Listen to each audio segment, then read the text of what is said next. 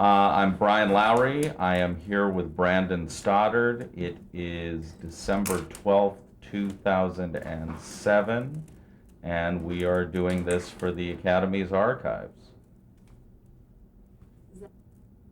We're in Los Angeles, California, and this is for the Archive of American Television.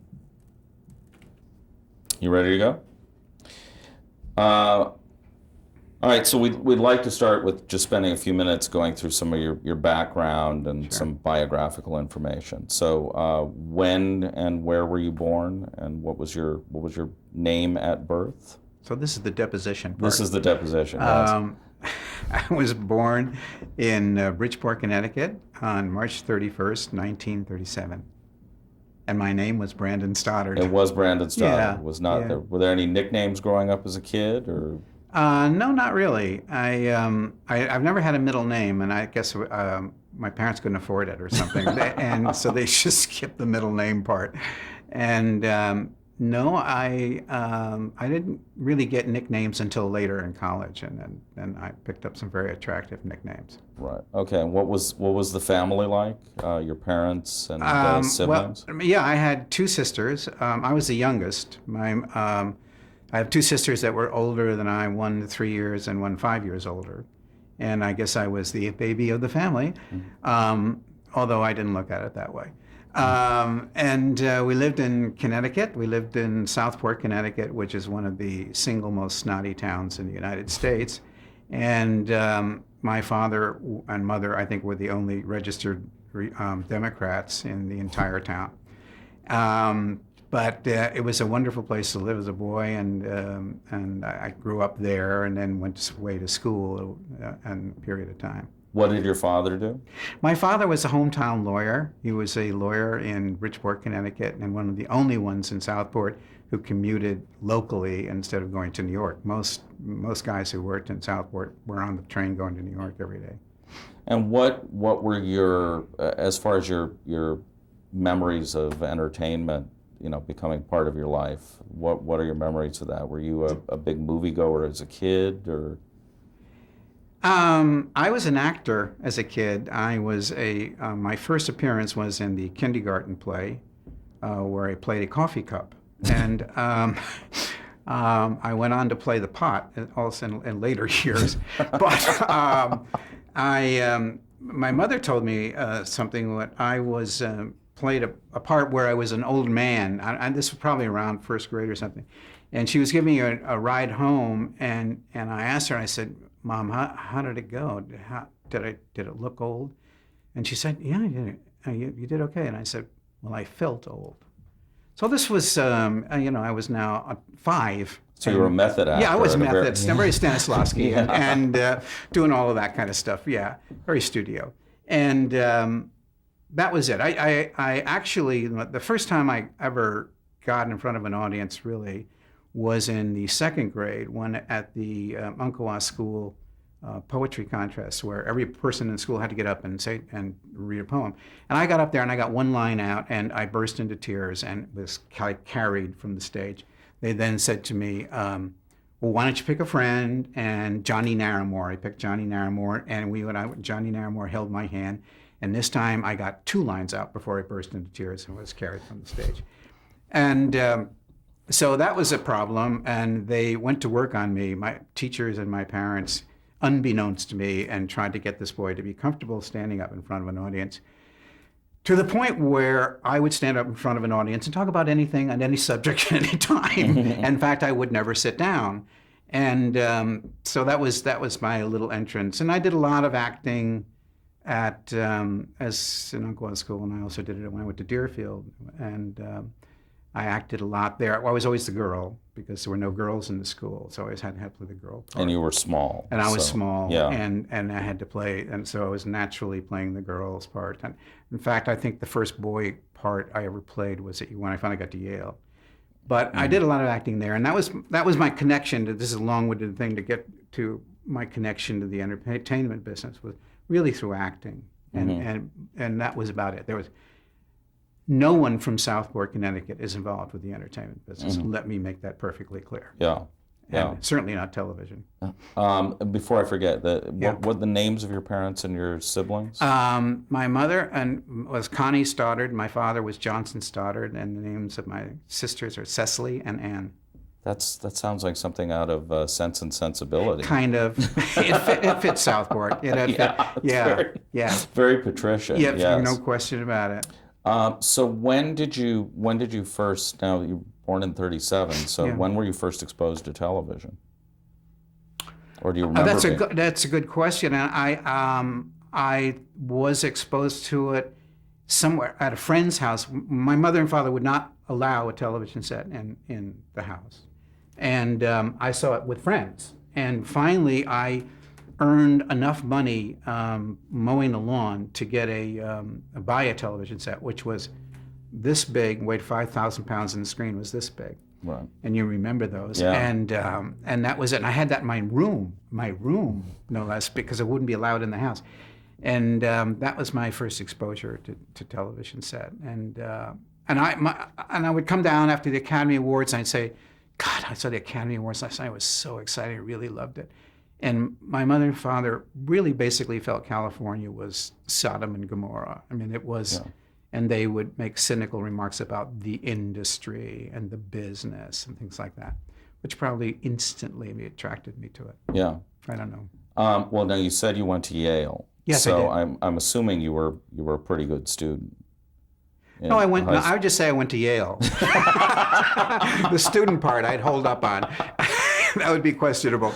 I was good enough to get in, but of course the fact that my father had gone, my grandfather had gone, all my uncles had gone, would have no influence whatsoever on whether I got in or not. But I was an okay student. I wasn't the world's greatest student, but I was a good enough student to get in. Yeah.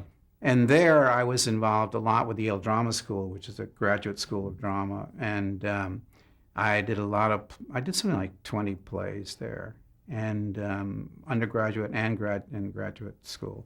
And then I had a great summer. I was in, Archibald MacLeish wrote a play called J.B., which you may or may not remember. And I was in that. And I went to Europe, went to the World's Fair in Brussels and played J.B. there. In connection with the school? With the Yale Drama School. With the Yale Drama School. That was Wow. like totally cool. That was great fun. Wow. And it was particularly good because I died at the middle of Act One, and I could go to the bar backstage and get smashed and kind of stagger out for curtain calls.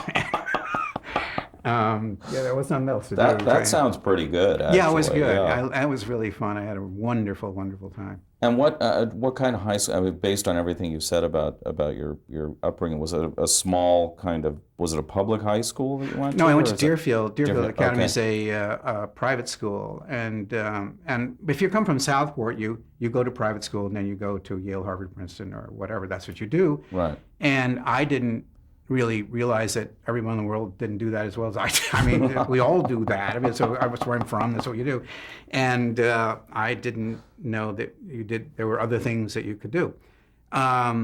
So that was the path I followed.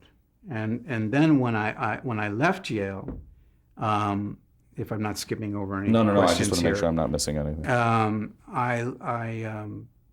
I really didn't know. I loved acting, but I really didn't like the world of acting very much. And I had an audition in New York, and I was with a girl, and it was her audition, but I was in the scene with her, and we were at MCA, I think, of those days in New York, and three guys in black suits.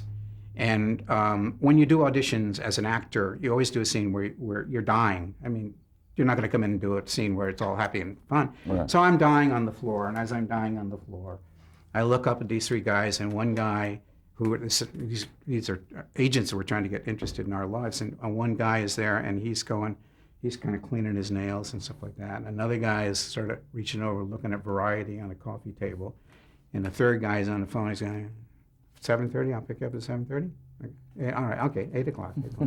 He puts it down, and I realized that I'm dying on the floor here, man. I'm just, this is my guts, literally my and blood, figuratively, literally, yeah. and I'm dying, and these guys could care less. And I just thought, I don't really want to be in a situation where these guys have control of my life. It's just not. I don't feel comfortable that those idiots should be controlling me. So I really left acting. I walked out that day after having been acting for 15 or 20 years and said, that's it. I'm not going to do it anymore. Was it something you had, until that point, really been interested in pursuing professionally? Pretty much, but I had mixed feelings about it because I loved the process of acting, but I hated the world of acting. I hated the agents and the business of acting I really disliked. But I loved acting itself. I really didn't act like actors very much because actors are actors. Yeah. And we all know about actors. And so I just they weren't really good friends of mine, even though I was on stage with them. So I didn't know what to do. Except this, my father, in my father's line, if I'd gone to law school, which I would have been the 5th generation lawyer on my father's side, and on the 6th generation lawyer on my mother's side. So there's a certain tad of pressure for me to go to law school. So after acting didn't work, I went to Columbia Law School, but I was acting in JB at the time. I was in that summer before I went to Columbia Law School, and I was acting over there, and I kept wiring. Those days you wired. Remember wiring? Yeah. Back to send telegrams and those kind of things, carrier pigeons. Anyway, back to Columbia Law School to say, I'm going to be just one more week. They've already started law school, and and just give me another week. So I arrived at Columbia Law School 3 weeks late, and I walked into the dean of freshman's office, direct from Brussels, the World's Fair was playing. Of course, actory with a meaningful dark green sweater on and hair flowing down the back of my head. And I walked into his office, which is a long, I thought, about 18 miles long. He's at a desk way at the end. I finally get to his desk, and he looks up at him, and he goes, "You're the thespian." So law school, that wasn't a great start to law school. That didn't work out quite as well as maybe my parents had hoped. So I lasted about a year, hated it beyond belief. I read these cases, where a little boy jumps over a fence and there's a pool into his neighbor's pool. Well, it turns out to be concentrated sulfuric acid. The boy jumps into the pool, and there's this little pile of smoke at the end of the boy. Yeah. And I would always read it. I would always cast the boy. I take the shot, bring the boy over, when to push in on the boy, and the puff of smoke. I can hear the music behind it. And, that's the way I saw it. So that was not a really good way to go through law school. So I eventually left, and it was one of the happiest days of my life, and I came home to end a huge generation of lawyers. Well, I want to ask this because only I'll forget if I don't ask it now. So having acted and been on the other side of that, when you were on the other side of people auditioning for you, how did that affect you as a producer and an executive? Enormously, really enormously, because my heart went out. I knew what they were going through, and I really, really insisted with everybody at ABC when actors came in that, well, let's talk to them a little bit. Let's try to calm them down. Let them know we're human beings. Let's see what's going on in their lives and be as nice to them as you possibly can. And when they do their stuff at the end, say, really, everybody says thank you. You were so great, so terrific to come in. We appreciate it so much. And just to be nice to them, because it is so vulnerable to what they're doing. They're so terribly naked. And I just remember it from auditions. And, it takes another 20 seconds to be nice to them. And it is I mean, people don't necessarily realize it, but there's 3 or 4 people across from them. They're not doing it for a big audience. It's maybe two executives and a producer and a director, and that's it. Yeah. And I also tried to get, casting is a horrible process. It could be a 14-hour interview just on casting alone, but it's a horrible process. And when I was at ABC, what I tried to do, it tends to be a very political process. And I tried to hone down the number of people in that room, because the fewer people in that room, the better your ability to make a good decision, and the easier it is on the actor to be free and loose and let something happen, something special happen, if indeed they have it there to happen. Right. But there was 25 people in a room, each with their own little agendas and own little thing, like, I've got to make sure that I say something at the end here because I want to be in this room forever. It just turns into a political quagmire, if that's the right word. And it's terribly difficult on the actor, and you end up casting something that all 25 people think is okay. Right. All right. And one last thing on your background. So You can edit that section out. I can tell you no, that, that's right? actually really interesting. You were in the service. Yes. So chronologically, that was after you got out of college? Yeah, but I think it was. before law school? No, I think it was after law school. After I'm law not school. entirely Oh, sure. okay. Yes, I joined the National Guard, and You thought you were going to run for president? yeah. And I joined the National Guard because in those days you had to Yeah. do something, otherwise they were going to draft you. Right. And I didn't want, so I joined their 6-month program, and I went in as a advanced infantry soldier, which was interesting. If I did 6 months of that, and then when I got out, I maneuvered my way into not special forces, but it was a special entertainment group, and where I played the guitar for the Army, and I would go out on tours, on summer camp tours. I would play with our little group. We'd do a review off the back of a truck for people who are from New Jersey up there at summer camp, and that Secretary McNamara felt it was not necessarily to war effort to maintain this group, so he disbanded our entertainment group. And there I moved into public relations, something you know about, yes. Yeah. And anyway, the point of it, I guess, is that I got myself out of the front of being an advanced infantry soldier, which is not a good place to be ever, into either playing the guitar or typing. And both of those were better places to be. But definitely better places to be. Yeah. Yeah. All right. Well, I think this is the end of actually your background segment. Oh. We can start to segue Okay. into your professional career. If that's all right with you? Okay. All right. So after the service, you got into advertising. Yes. How did that job come about? It came about. Oh, so lucky. It was just so lucky. It came about because of a man who was a friend of a woman I was going out with, worked in advertising, and he was a commercial producer. And I went to interview him. I had no idea what I was doing. I went to interview this guy, and he said, "Well, we don't really have any jobs, but I have this friend over at BBDO, which is a huge mammoth agency at the time, and currently being featured on television right now." Mad Men? And Mad Men. Yeah. And if you watch Mad Men, you will see what my life was like, because I was there at that exact same time. That's true. That's right. That's Early right. 19. Yeah. Early, Yeah. and it was based on 1950s. There are several of us who were at that agency together. Have you had a chance to talk to Matt Weiner at all about No, that? but I've talked to Bob Levinson, who was there, and Marty Starger. All three of us were at BBDO at the time of that show came on. In any event, I went over, and he said, "I got a friend over at BBDO named Bob Foreman, Executive Vice President, and why don't you go see him, and maybe he'll have a job, blah, blah." I go see Bob Foreman. Bob Foreman was saying, "You're weird because you're an actor. At the same time, you went to law school. That's interesting. We have an opening in our television programming department." "What's that, Mr. Foreman?" "Oh, it's a department that tells clients what shows they should be advertising on television." And I got a job there, which was a total miracle, the best job I ever could possibly have had. I should have paid them for at least 3 years.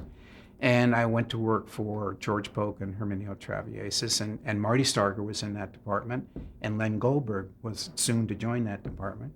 And Bob Levinson came to all of this, so there are a lot of veterans and names that you know went through this. And what I basically did at BBDO was I was a guy who would design and create the presentations to the board of directors of DuPont about why they should sponsor DuPont Show of the Week.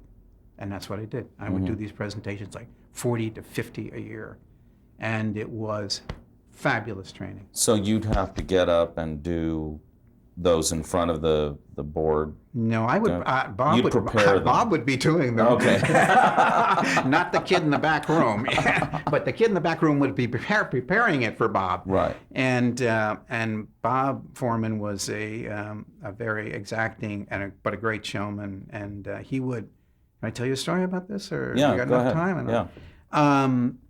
I would prepare all this stuff, and I didn't know it. So I'm doing all these ratings and all that, and I would show him these dummy charts, and he would say, "Oh, Brandon, I don't know if that 18.6 rating on that situation comedy average. I don't know if that's really right. I think that's got to be closer to like 18.4." And it's like what? You know, I got to go through my backup papers. Oh, Bob, I think I got to. And it turned out it would be 18.4. He would be right, and I go, "Oh, I'll change it. I'll go down to the art department. We'll change it right away." All right. We do this presentation, and he says, "Listen, I'm doing this presentation of the board of directors for United States Steel, and why don't you come sit in the back of the room? You can see how I do it." You know? So I hide under the table of the board of directors room, and I'm kind of peeing around, and we get to this exact same chart, and he's talking about, well, the average situation comedy is 18.4. Get plus or minus, plus or minus. Plus or minus, man. You just killed me down there. Plus or minus. 18.4, 18.6, 18.3, whatever. That was it. But he was a great presenter.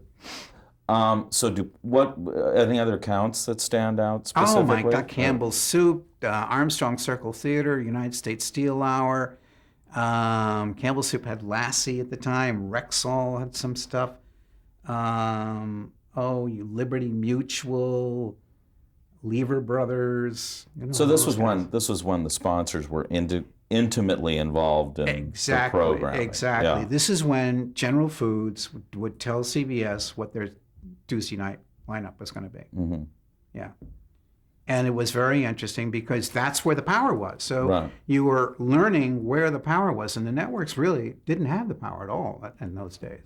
It started to shift, and then as it shifted, I shifted because I was really I could care less about advertising. I could care less about selling Bufferin, but I was interested in the shows that Bufferin was in. Mm-hmm. I cared about the network television shows much more than I cared about. And this must have been a tremendous training ground then. Fabulous. Yeah. And then I went to Gray Advertising. I left BBDO. I had a job offer, and I went to Gray Advertising. And that was in '68. Is that right? So maybe a few years later. Okay. you may be right. And I did a little homework. Good. So, I'm glad you did because I sure can't remember. But I went there, and I was became head of that department like at age 30 or something, or 29 or 30. And I was vice president in charge of this department. And I had this horrible moment where I thought, oh my God, I'm successful. And I'm going to be at this job for the rest of my life. And I thought, oh, it's not good. And I was out of there in probably less than 3 or 4 months to Gray's. Gray Advertising was very displeased with me when I left. Did you have a contract? No, I didn't have a contract. Didn't have contracts in those days, but there had been a lot of maneuvering and stuff like that to get me to do that job. And there were people who weren't talking to people because I got that job and they didn't, and there was a whole lot of political crap that was going on, and people that had risked a lot to get me into that job, and then I went, sorry, bye. But it was the right place. I went to ABC. Right. One other thing, which was you mentioned that shift, and as I recall, it was a very conscious decision where the networks kind of took control away from the advertisers, where they said, Yes. we're going to be in charge of our lineups and you can buy time. Were you obviously you were privy to that as that was going on? Yeah, that's really it. That's what happened, and rightfully so. I mean, that's their ship. They should be running it, and but they kind of wrenched it out of it. I mean, Philip Morris had a huge effect on it. General Motors, General Foods, the cars had a huge effect.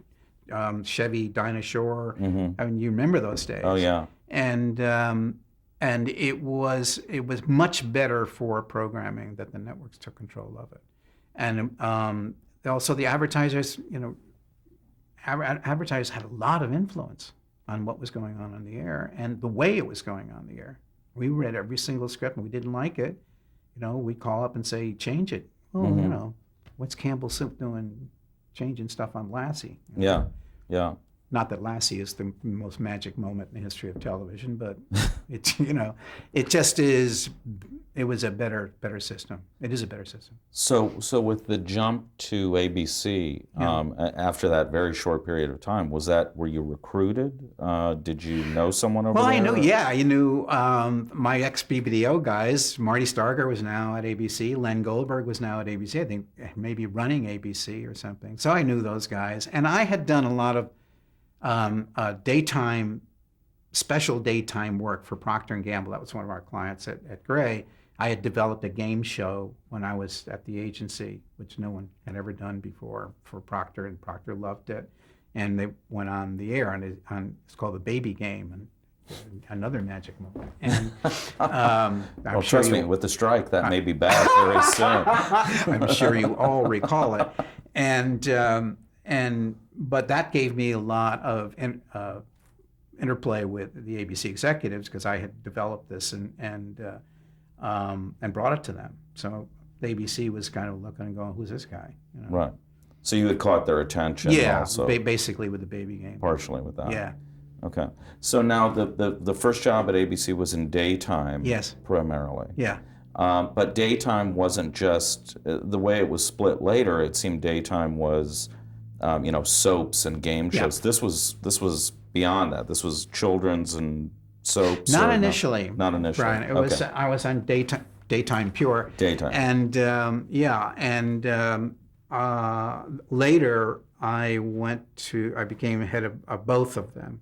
When I came to ABC, I was a director. I was working for a guy named Marshall Karp at the time, and we had insanely just launched 3 soaps at the same time, which is not the smartest thing in the world to do.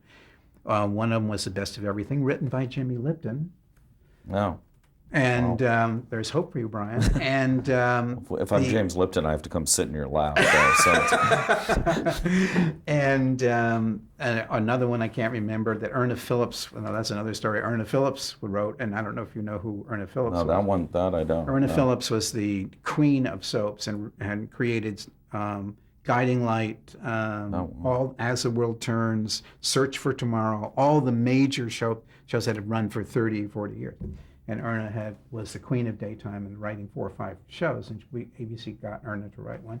And then Agnes Nixon wrote one called All My Children, and that one came out there at that time. And the ladies remember going, And All My Children is still on the air, and I guess it's 30 years or something. And we put that on the air, And I remember going to the auditions for all those people, for Erica Kane and all of that. Gosh. Yeah. So when they what was the strategy behind putting all those shows on at one time? I think the strategy was, how do I get myself fired from this job? Because I had no idea what that strategy was. I came in right after they decided to do this, and I was partially there to help implement and make them successful on a plan that was insane. You can't launch soaps that way. It's just not going to work. So I found myself in a position of trying to make these soaps work. I worked a lot with Agnes on All My Children. Agnes Nixon is one of the single most talented women I've ever met in my life, and a fabulous human being. Working with Agnes is, oh my God, it's pure pleasure. And we got her show going and launched, and Agnes had a strategy for how to do that, and which was very successful. Then I worked with Erna, trying to get Erna's show off the ground. And Erna was a older, somewhat imperious lady who wore mink coats down to here, and lived in Chicago. And all her furniture in her apartment was covered with plastic, and had cats. And she had a doctor who lived above her on the way to work, would check her blood pressure. On the way home, he would check her blood pressure. So right. Erna was a bit of a character, and I was forced to fire Erna at one point, and actually Marshall Karp, my boss, was supposed to fire her, but he failed to come in that day, and he called up and he said, "Is Erna there?" I said, "Yeah, Marshall, you're gonna have to do it." I said, "Marshall, why?" He said, "I'm scared. I'm up in my apartment." So So he left that to he you. left it to the lieutenant, and I had to fire the queen of soaps and the most successful woman in soaps in the history of daytime television, and knowing perfectly well when I fired her it would be the last job she would ever have. It was a sad moment. Wow. Yeah. How old was she at the